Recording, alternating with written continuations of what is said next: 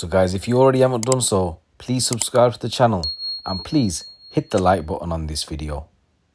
So guys, in this next news story, the husband of a Met police officer or a former Met police officer has been jailed for 18 years for selling vast amounts of coke stamped with the logo of the luxury watch brand Hublot.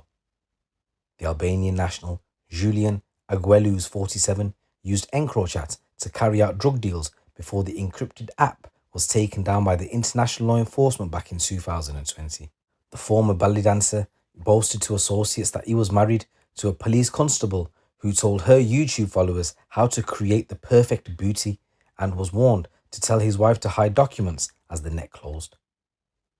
The National Crime Agency officers uncovered messages on EncroChat referring to 100-kilo coke parcels stamped with the Hublot logo, as well as gun deals, Woolwich Crown Court heard. Jurors are told that coke was also found at the couple's home in North London. The police constable, Agalliu, was not charged with drug offences last December, but she was found to have breached the Met standards of professional behaviour and was sacked from the force. Agalliu denied but was convicted of conspiracy to supply Class A drugs and conspiracy to supply Class B drugs, possession with intent to supply cocaine, and possession of criminal property. He was jailed for 18 years at Woolwich Crown Court, while his pal, Daniel McNeil Duncan, was locked up for 17 years. The prosecutor, William Davies, said the pair were identified as users of EncroChat. He told the court those devices were used to organise the supply of large quantities of cocaine and cannabis. It was a secure communication system used by organised criminals, and they believed it kept them beyond the reach of law enforcement agencies. An aggravating factor is the use of sophisticated methods of technology to avoid detection.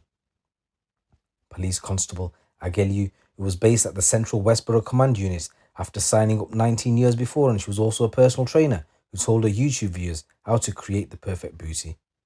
She also won Miss Enfield in the UK's National Miss Pageant competition, and she was booted out of the force in December 2022 after a set of digital scales and more than £27,000 in cash was found at the couple's home during a police raid. A police radio belonging to a colleague was also found in the police constable's handbag. Coke was found in the drawer containing passports at the Agalliu family home, while the drug was also found inside a Louis Vuitton box under the couple's bed.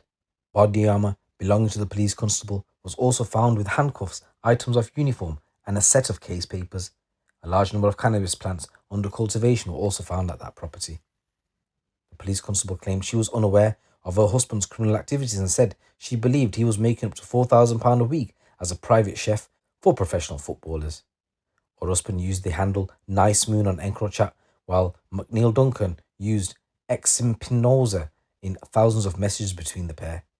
The prosecutor had read a series of messages from Nice Moon to a criminal contact in which he says, "I'm driving my wife to work." The associate replied, "Oh, good, to the station, police."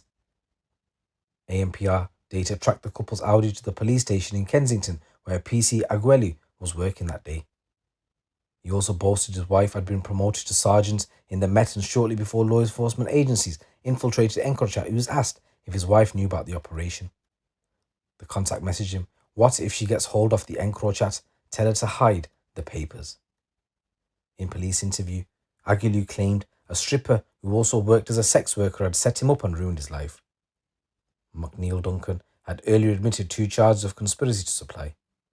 So Agalliu denied but was convicted of conspiracy to supply Class A drugs, conspiracy to supply Class B drugs, possession with intent to supply cocaine, and possession of criminal property. PC Agalliu was not charged with drug offences, but she was found to have breached the Met standards of professional behaviour. The misconduct panel also found she breached the force's standards on respect of honesty and integrity, discreditable conduct, duties and responsibilities, and orders and instructions.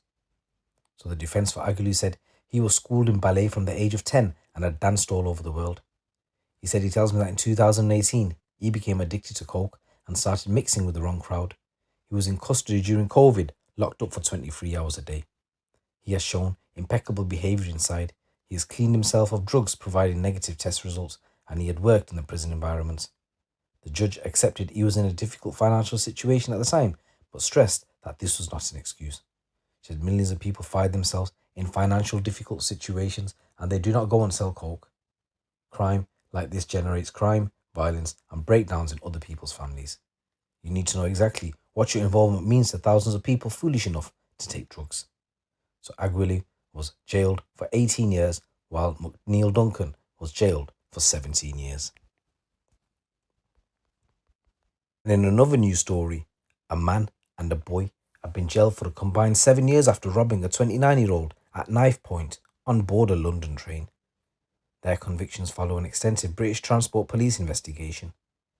Nicholas Connor, who's 23, appeared at the Inner London Crown Court, where he pleaded guilty to robbery, and he returned to the same court, and a judge sentenced him to 5 years and 3 months imprisonment. The 17-year-old boy was sentenced to 24 months in a young offender institution. He pleaded guilty to robbery and possession of an offensive weapon at an earlier date.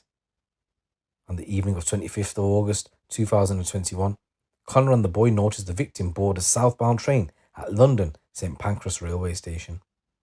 They both put on face masks and walked down the carriage before pinning the victim against the train's window. As they did so, the boy pulled out a knife and held it against the victim's stomach. Connor took the victim's wallet and began rooting through it before he turned to the boy and said, "Just stab him."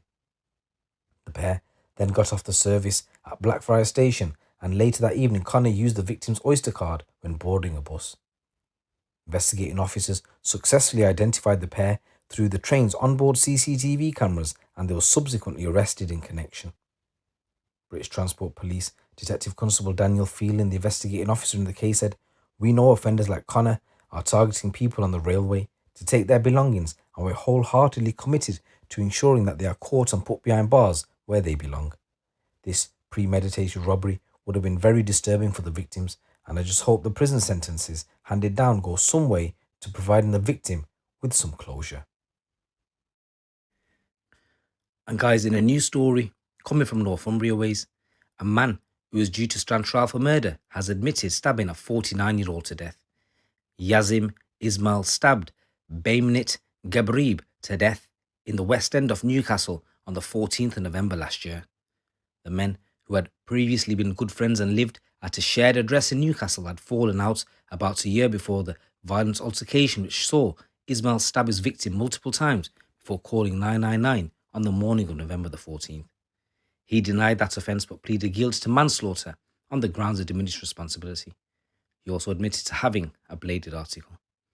Prosecutors had accepted that plea, and Newcastle Crown Court heard Ismail of Newcastle is waiting to be transferred to a secure hospital for psychiatric assessment.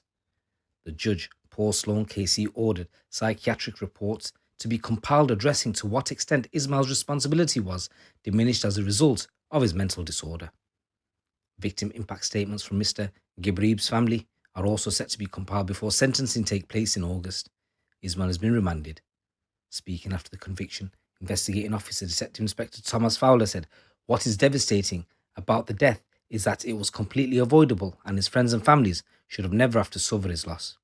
Using a weapon or any kind of violence is never the right way to resolve any form of conflict or dispute, and all too often ends in tragedy. We hope this conviction is able to offer them some closure as they move on from this awful incident. Our stance is clear. Violence of any kind will not be tolerated here in Northumbria, and we are doing all we can to ensure offenders find themselves before the courts to be dealt with by the criminal justice system." Once again, if you can, subscribe to the channel if you haven't already done so, and just smash the like button on this video and leave a comment below and I'll respond back. It's your boy GC. Keep it locked, keep it real.